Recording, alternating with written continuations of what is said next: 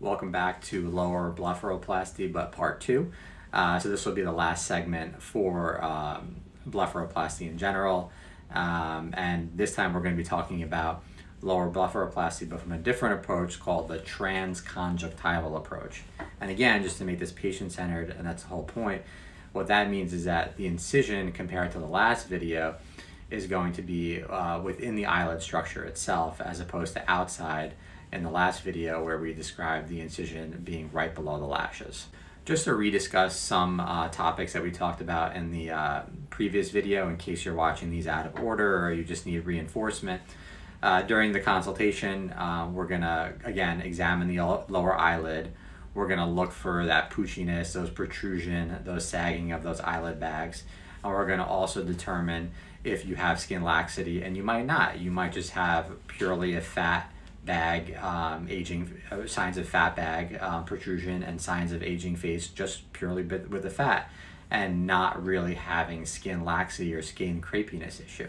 So with plastic surgery, we always say this: one size doesn't fit all, and you need to know how, as a surgeon, how to be able to offer different approaches to each procedure.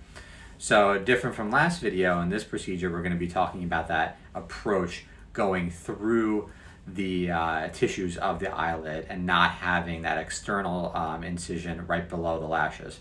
So with this approach, the transconjunctival approach, you can see with the red arrow, it's delineating that and showing the incision is going to be going through the eyelid itself, and you're going to have no external scar. The goal is going to be the same. We're going to want to identify those 3 fat bags. We're going to want to remove them so you don't have that poochiness and that tired look. And we're also going to want to identify that important muscle which lives between the medial, the nasal, and the middle fat bag that's important in eye movement.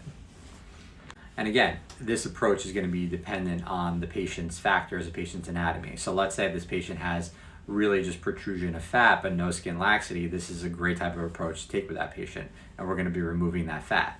Again, you want to remove the fat to have a really nice result, but you don't want to remove too much fat where you're going to make the patient look extra hollow. And that's important to note during any type of surgery you do. Also, to add, while you're removing the fat, it's important, like I said, not to remove too much. You can also remove what you need to remove and then reposition the fat to avoid that hollowness look, that hollow appearance. Hope this was helpful, and leave comments or questions below.